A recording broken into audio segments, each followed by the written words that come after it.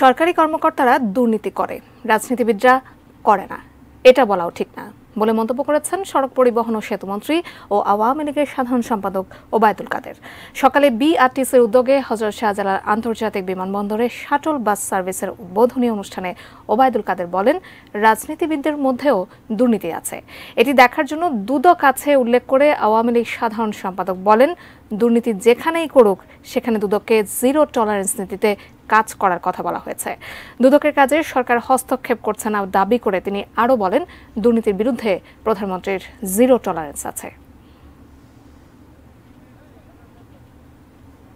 দুদক স্বাধীন,